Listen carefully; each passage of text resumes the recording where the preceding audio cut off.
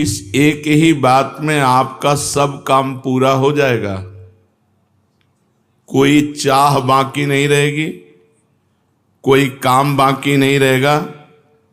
अभी से रटना शुरू कर दो भगवान का नाम, राधा राधा कृष्ण कृष्ण हरि हरि। अगर हृदय में भाव कम हो तो भी चलेगा, आप कहना शुरू कर दो। कहते कहते नकल भी असल हो जाती है। काम धंधा करते हुए, रसोई बनाते हुए, झाड़ू देते हुए, जल भरते हुए, अपना व्यापार करते हुए, नौकरी करते हुए, हर समय रटते रहो राधा राधा राधा। नियम अगर आप ले लें कि 5 मिनट में एक बार भगवान का स्मरण करेंगे, अर्थात कोई भी 5 मिनट खाली नहीं जाने पाएगा। अगर ये कर सको तो बहुत जल्दी 24 घंटे भजन होने लगेगा। हमको केवल दिमाग में ये रखना कि कोई भी 5 मिनट बिना सुमिरन के नहीं निकलना चाहिए। एक बार राधा बोले 5 मिनट की फुर्सत, फिर एक बार राधा बोले 5 मिनट की फुर्सत। चाहे जो काम कर रहे हो 5 मिनट में एक बार राधा बोल दो, फिर इसका कमाल देखो। आप अपने जीवन का परिवर्तन देखो, फिर आप अपनी कामनाओं की पूर्ति का वो मंगलमय महोत्सव देखो। करके तो देखो। बड़े बड़े कठिन काम कर रहे हैं लोग, धन प्राप्ति के लिए, मान प्राप्ति के लिए, यश प्राप्ति के लिए और लेकिन हम तुमसे कह रहे हैं कि नाम जप करके देखो। कोई भी काम कर रहे हो 5 मिनट में एक बार रुक जाओ राधा, फिर काम शुरू कर दो। 5 मिनट में फिर बोलो राधा, और जब खाली समय हो तो हर समय राधा राधा। कोई चाह बाकी नहीं रह जाएगी, सब चाहें पूरी हो जाएंगी। फिर तुम्हारे लिए कोई कर्तव्य नहीं, इसी से भगवत प्राप्ति हो जाएगी। यदि 5 मिनट आपके एक दिन खाली चले गए, आपने नाम जप नहीं किया, तो उस दिन उपवास करो। हमारा नियम टूट गया, तो नियम में आ जाओगे। 5 मिनट में एक बार राधा और सब कामनाओं की पूर्ति, इसी से भगवत प्राप्ति। खाली समय में खूब नाम जप करो, और जब आप कार्यरत हो तो हर 5 मिनट में रुक कर एक बार राधा बोलो। यदि 5 मिनट क्रॉस हो गया, आपने राधा नहीं जपा, तो उस दिन उपवास करो, अन्न नहीं पाएंगे। आज हमारा नियम टूट गया। फिर आप देखो इसका चमत्कार। जब नींद आती है तब ये 5 मिनट वाला नियम नहीं चल पाएगा। उसके लिए चर्चा हुई कि यदि हम गाढ़ नाम चिंतन करते हुए सो गए तो हमारा वो सोना भी भजन माना जाएगा। पर जब जग गए, मानो 12 बजे रात के जग गए, फिर हमारा 5 मिनट वाला नियम लागू। जागृत में हम 5 मिनट खाली नहीं जाने देंगे, और सोते समय खूब नाम जप करते हुए सोएंगे तो वो निद्रा भी भजन माना जाएगा। मन लागे चाहे ना लगे, तुम जपना मत छोड़ो, करके देखो। इसमें लाभ ही लाभ है, हानि तो कोई है नहीं, साइड इफेक्ट तो है ही नहीं। नाम में कोई साइड इफेक्ट, अन्य साधनाओं में तो ऐसा होता है कि ये त्रुटि हुई, तो ऐसा नाम में नहीं। भगवान के सामने प्रार्थना करो, भगवान को सामने देखते हुए, प्रभु मुझे आपका स्मरण चाहिए, आपका भजन चाहिए। भगवान की याद आ रही बिना चेष्टा के, नाच पड़ो, भगवान तुम्हें याद कर रहे हैं। आपने चेष्टा नहीं कि अपने आप प्रिया प्रीतम की याद आ रही, श्री जी आपको याद कर रहे हैं। खुशी से नाच पड़ो, भगवान कृपा करके तुम्हें याद कर रहे हैं। अचानक चित्तवृत्ति भगवान में गई तो ये आपकी नहीं गई, भगवान आपको याद कर रहे हैं, प्रभु आपको याद कर रहे हैं, तब आपकी चित्तवृत्ति डूबी। कोई भी भक्त ऐसा नहीं कह सकता कि मैं सर्वथा निष्पाप हूं, अगर वो कहता तो झूठा। निष्पाप होता तो मृत्युलोक में जन्म क्यों होता? मृत्युलोक का शरीर बनता ही शुभ अशुभ कर्मों से है। इस शरीर की रचना ही दो कर्म से होती है। अगर शुभ कर्म है तो देव शरीर, अशुभ कर्म है तो यातना शरीर, शुभ अशुभ कर्म है तो मनुष्य लोक में। इस मृत्यु लोक में जन्मता वही है जिसका कुछ पाप होता है, कुछ पुण्य होता है। तो निष्पाप तो हुआ नहीं, पर भगवान ने उनको माफ करके उनके पाप मिटाकर उनको महात्मा बनाया कि नहीं बनाया? भगवान उनको प्राप्त हुए तो हमारा भी कल्याण हो सकता है। सर्वथा निष्पाप और पवित्र होकर भगवान की प्राप्ति भगवान के स्मरण से होती है। ऐसी ताकत और किसी साधन में नहीं, केवल भगवान के नाम जप में है। भगवान सब जगह हैं, पर बिना भजन के आप देख नहीं सकते। भजन वो प्रक्रिया है जिससे भगवान देखते हैं। जैसे दूध में बूंद बूंद पे घी है, पर वो पूड़ी नहीं पका सकता, उसकी प्रक्रिया है, फिर घी निकलेगा। ऐसे ही सर्वत्र भगवान है, हमारे काम में आने वाले नहीं। प्रक्रिया है, भजन करो और अपनापन हो जाए, मेरे श्री कृष्ण, मेरे प्रियाजू।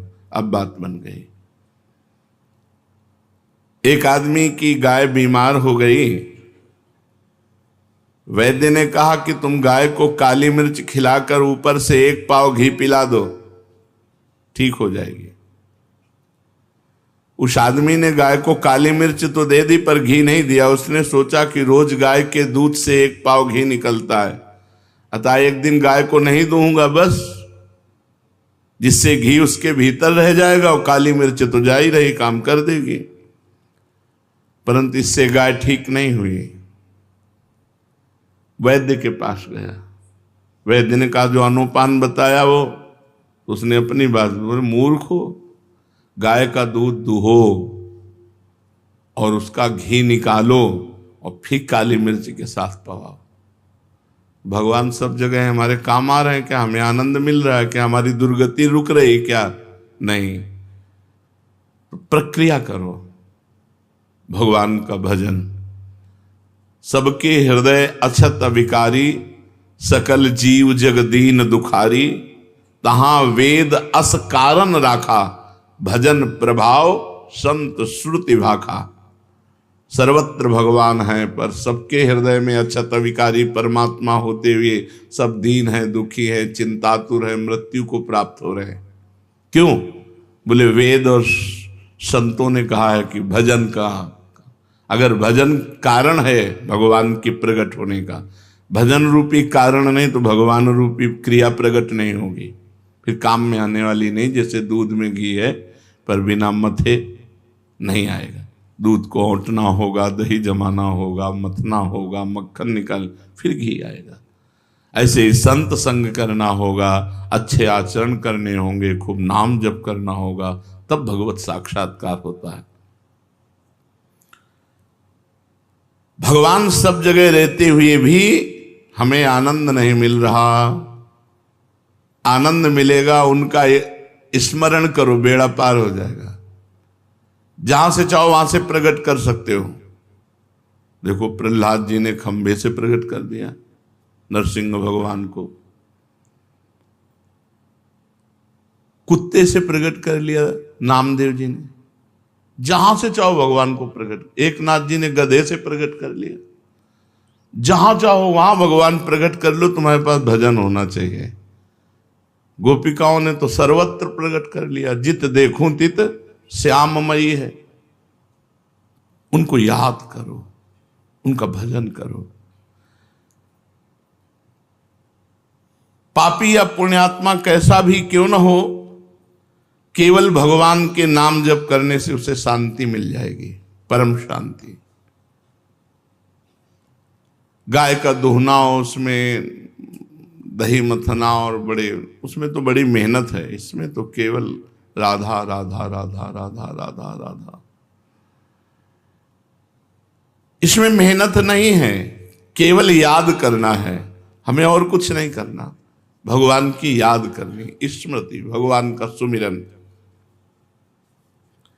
यद्यपि भीतर में राग द्वेष है, काम क्रोध है, मोह मद है, ये वृत्तियां रहने के कारण सच्चा भजन नहीं होता। फिर भी आप बार बार भजन कीजिए, बार बार नाम जप कीजिए।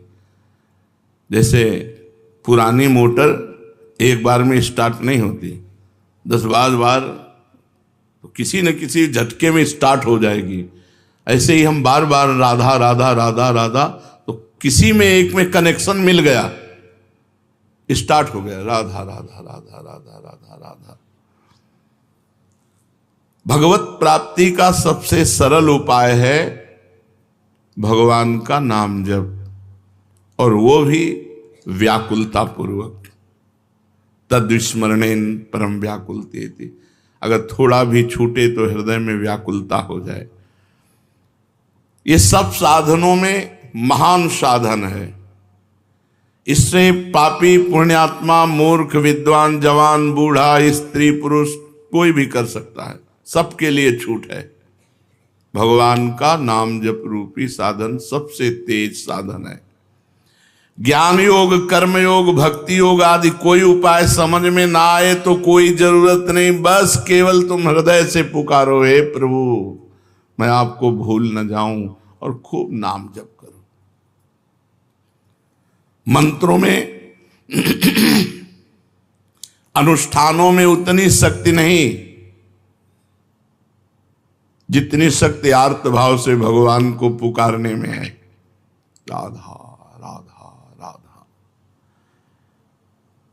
तुम बीमार हो, तुम्हारी बीमारी मिट जाएगी। तो तुम्हारी नहीं मिटी तो हमारी क्या मिट जाएगी? नहीं, जिसे कहे कि तुम बीमार हो, इसमें लिखा है सब बीमारी तुम्हारी मिट जाएगी। तुम्हारी किडनी फेल है, डायलिसिस होता है, बीमार हो तो तुम्हारी बीमारी नहीं।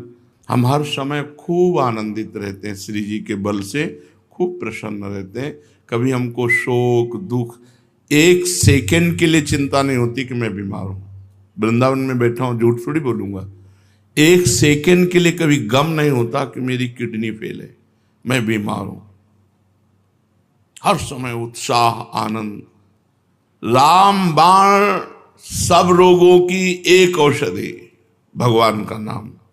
गोस्वामी तुलसीदास जी महाराज, जासु नाम भव भेषज हरन घोर त्रयशूल, जिसका नाम दैहिक दैविक भौतिक तापों का नाश करने वाला और भव रोग की अचूक रामबाण औषधि नाम। जासु नाम भव भेषज हरन घोर त्रिशूल। कल्याण की प्राप्ति का, मोक्ष की प्राप्ति का सुगम सीधा उपाय, भीतर से नाम जप करते रहो, अंदरे अंदर नाम जप करते रहो। आपका कल्याण होगा होगा होगा। 3 बार कह रहे हैं, नहीं तो मैं आपका अपराधी। देखो महापुरुषों के वचन, आप हृदय से भगवान का नाम जप करो। पापी हो, पुण्यात्मा हो, जवान हो, बूढ़े हो, विद्वान हो, मूर्ख हो, स्त्री हो, पुरुष हो, पुरुष नपुंसक नारीवा जीव चराचर कोई, सर्वभाव भज कपट तजी, मोहि परम प्रिय सोई। भगवान कह रहे, गोस्वामी जी कह रहे हैं, भगवान शंकर को साक्षी करके कहता हूं, हमारी जबान गर जाए यदि मैं झूठ बोलूं। मुझे जो कुछ आज तक प्राप्त हुआ है तो राव मां, ये 2 अक्षर राम नाम से प्राप्त हुआ है। हरिवंश महाप्रभु कहते हैं, रसना कटो जो अन रटो, निरखी अन फुटो नयन, श्रवण फुटो जो अन सुनो, श्री राधा जस बहन। जो कुछ है सब राधा राधा। तुम भीतर से नाम जब शुरू करो, आपका कल्याण होगा होगा होगा। नहीं होगा तो मेरे को दंड देना, मैं अपराधी हूं, मैं आपका अपराधी हूं। देखो महापुरुषों ने मेरी सौ भैया कृष्ण गुण संच, तुम्हें हमारी कसम है, तुम कृष्ण के नाम गुणों का गायन करो, यही परलोक सकल सुख पावत, इस लोक में और परलोक में समस्त सुख तुम्हें प्राप्त हो जाएंगे।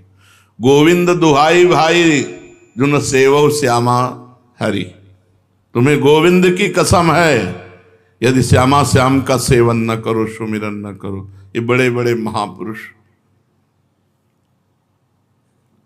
कलयुग से बचना है तो हरदम भगवान का नाम जपना है, नहीं तो मार डालेगा।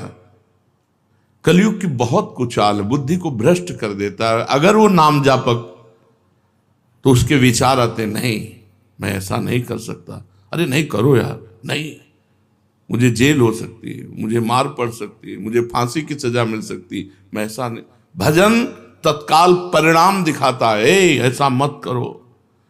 और जो भजन विहीन है, जो होगा देखा जाएगा। अब क्या देखने लायक, हथकड़ियों से जकड़ करके।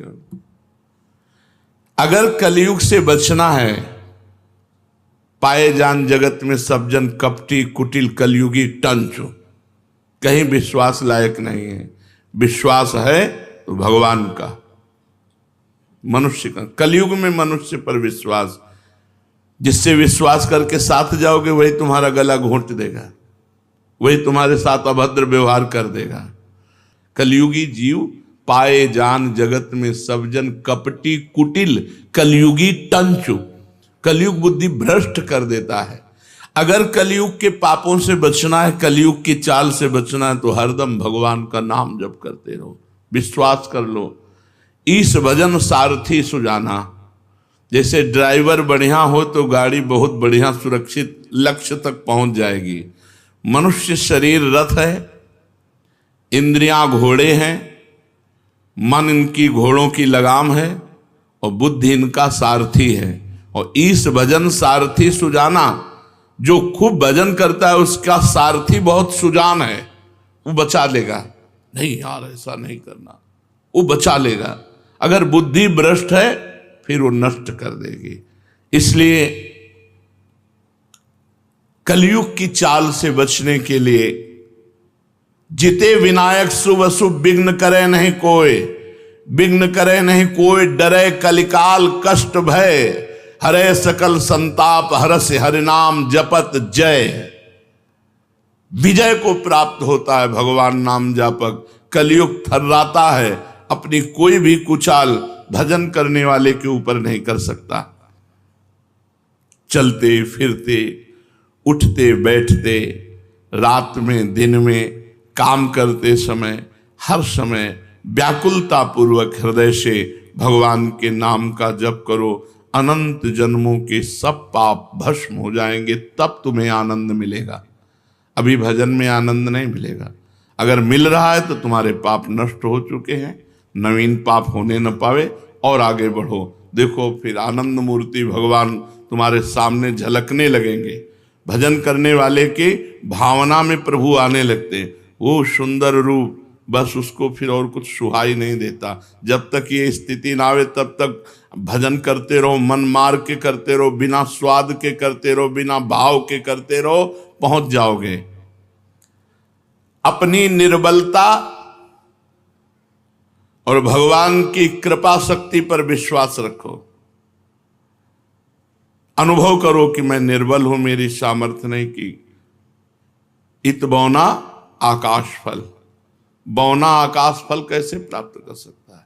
मैं निर्बल हूं, लेकिन मेरे प्रिया जो बहुत कृपालु हैं, मेरे प्रभु बहुत कृपालु हैं। अपनी निर्बलता का अनुभव और प्रभु की कृपा पर विश्वास, ये दो बातें हैं और नाम जप हो रहा है तो विश्वास कर लो, तुम्हारे काम क्रोध लोभ मोह मद मत्सर सब मिट जाएंगे। अपनी निर्बलता का और भगवान की कृपा का और नाम जप, ये भाव का विषय है। अपने में बल का अभिमान ना होने पावे।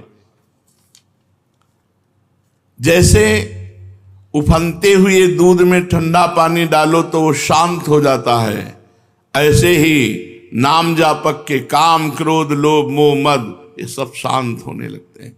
जितना अधिक नाम जप करोगे उतनी शांति प्राप्त होती चली जाएगी।